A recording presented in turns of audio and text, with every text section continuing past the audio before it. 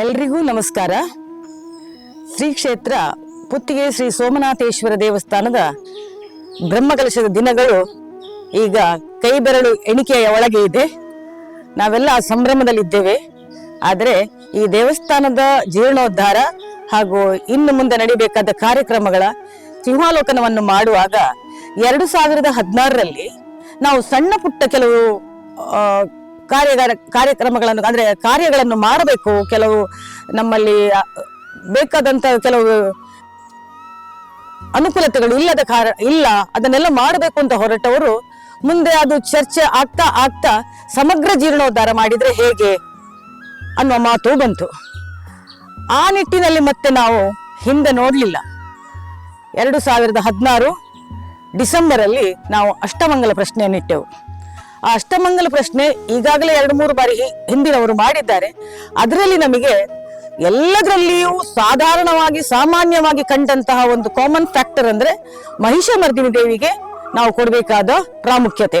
ಅವಳು ಪ್ರಧಾನ, ಅವಳಿಗೆ ಪ್ರಾಮುಖ್ಯತೆಯನ್ನು ಕೊಡಬೇಕು, ಅವಳಿಗೆ ಬೇರೆ ಒಂದು ಗರ್ಭಗುಡಿಯನ್ನು ಕಟ್ಟಬೇಕು ಅನ್ನೋದು ಈ ಎಲ್ಲಾ ಪ್ರಶ್ನೆಗಳಲ್ಲೂ ಒಂದೇ ರೀತಿ ಬಂದದ್ರಿಂದ ನಾವು ಅದನ್ನು ಸ್ವಲ್ಪ ಆಲೋಚನೆ ಮಾಡಬೇಕು ಅನ್ನುವ ಉದ್ದೇಶದಲ್ಲಿ ಹೊರಟೆವು. ಈ ನಡುವೆ ಆ ಪ್ರಶ್ನೆಯಲ್ಲಿ ಬಂದಿರುವಂತಹ ಸಾಕಷ್ಟು ಪ್ರಾಯಶ್ಚಿತ, ಸುಮಾರು 6 ತಿಂಗಳ ಕಾಲ ಬೇರೆ ಬೇರೆ ದಿನಗಳಲ್ಲಿ ನಾವು ಆ ಪ್ರಾಯಶ್ಚಿತಗಳನ್ನೆಲ್ಲ 17-18ರ ತನಕ ಮಾಡಿ ಮುಗಿಸಿದೆವು. 2019ಕ್ಕೆ ಜನವರಿ 14ರಂದು ಈ ನಡುವೆ ನಾವೆಲ್ಲ ಕಮಿಟಿ ಎಲ್ಲ ಮಾಡಿ ಅದಕ್ಕೆ ತಯಾರಿನ ಮಾಡಿ ಊರಿನವರ ಒಂದು ಅಭಿಪ್ರಾಯ ತಿಳ್ಕೊಳ್ಳಿಕ್ಕೋಸ್ಕರ ಆ ಒಂದು ಸಭೆಯನ್ನು ಮಾಡಿ ಎಲ್ಲರೂ ಉತ್ಸಾಹವನ್ನು ತೋರಿದ್ರು. ಆ ನಂತರ ನಾವು 2019 ಜನವರಿ 14ರಂದು ನಮ್ಮ ಹಿರಿಯ ಪೂಜ್ಯ ಪೇಜಾವರ ಸ್ವಾಮಿಗಳ ಕೈಯಲ್ಲಿ ಮನವಿಯನ್ನು ಬಿಡುಗಡೆ ಮಾಡಿದೆವು. ಅಲ್ಲಿಂದ ನಾವು ಒಂದೊಂದೇ ತಯಾರಿಗಳನ್ನು ನಡೆಸ್ತಾ ಹೋಗುವಾಗ ಶಿಲ್ಪಿಗಳ ನಿರ್ಣಯ ಆಗಬೇಕು, ಆಮೇಲೆ ನಮ್ಗೆ ಬಾಕಿ ಕೆಲಸ ಮಾಡುವಂತ ಕೆಲಸಗಾರರ ನಿರ್ಣಯ ಆಗಬೇಕು ಹೇಳುವ ಕಾರಣಕ್ಕೆ ನಾವು ಹಲವಾರು ದೇವಸ್ಥಾನಗಳನ್ನು ಭೇಟಿ ಕೊಟ್ಟು ಅಲ್ಲಿ ಆದ ಕೆಲಸ ಕಾರ್ಯಗಳನ್ನು ವೀಕ್ಷಿಸಿ ಅದರ ಅನುಕೂಲತೆಗಳು ಅನಾನುಕೂಲತೆಗಳನ್ನ ಮನಗಂಡೆವು.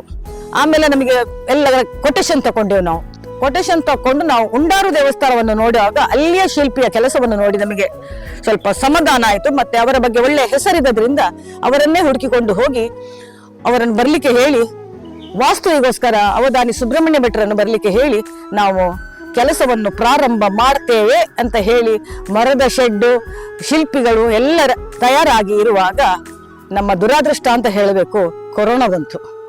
ಹಾಗಾಗಿ ನಮ್ಗೆ 20ನೇ ಇಸವಿಯಲ್ಲಿ ನಾವು ಯಾವ ಕಾರ್ಯಕ್ರಮವನ್ನು ಕೆಲಸವನ್ನು ಮಾಡ್ಲಿಕ್ಕೆ ಆಗ್ಲಿಲ್ಲ. 20-21 ಹೀಗೆ ಕೊರೋನಾದ ಒಂದು ಹೊಡೆತದಿಂದಾಗಿ ನಾವು ಸಾಕಷ್ಟು ಒದ್ದಾಡಿದೆವು. ಆ ನಂತರ 22ರ ನಂತರ ಪುನಃ ನಾವು ಆ ಕೆಲಸವನ್ನು ಪ್ರಾರಂಭ ಮಾಡಿ 22 ಬಾಲಾಲಯದಲ್ಲಿ ದೇವರನ್ನು ಇಟ್ಟೆವು. 23, 24 2 ವರ್ಷ, ಈಗ 3 ತಿಂಗಳು, 2 ವರ್ಷ 3 ತಿಂಗಳಲ್ಲಿ ನಮ್ಮ ಜೀರ್ಣೋದ್ಧಾರದ ಕೆಲಸ ಸಂಪೂರ್ಣ ಹಂತಕ್ಕೆ ಬಂದು ನಿಂತಿದೆ. ಮುಂದೆ ಬ್ರಹ್ಮಕಲಶಕ್ಕಾಗಿ ದಿನವನ್ನು ಇಟ್ಟಿದ್ದೇವೆ. ಎಲ್ಲವನ್ನೂ ದೇವರು ಸುಸಾಂಗವಾಗಿ ಮಾಡಿಕೊಡಬೇಕು. ದೇವರು ಸಂಪೂರ್ಣ ಅನುಗ್ರಹವನ್ನು ಕೊಟ್ಟು ನಮ್ಮಲ್ಲಿ ಹೊಸ ಆಲಯದಲ್ಲಿ ಪ್ರತಿಷ್ಠಿತರಾಗಬೇಕು. ಬಂದ ಭಕ್ತಾದಿಗಳು ಮನಃಶಾಂತಿಯಿಂದ ಅನ್ನ ಪ್ರಸಾದವನ್ನು ಸ್ವೀಕರಿಸಿ, ದೇವರ ಪ್ರಸಾದವನ್ನು ಸ್ವೀಕರಿಸಿ ಸಂತೋಷವಾಗಿ ಮನಃಶಾಂತಿಯಿಂದ ಇರಬೇಕು ಅನ್ನುವ ಒಂದು ಹಾರೈಕೆಯೊಂದಿಗೆ ನನ್ನ 2 ಮಾತನ್ನು ಮುಗಿಸ್ತೇನೆ.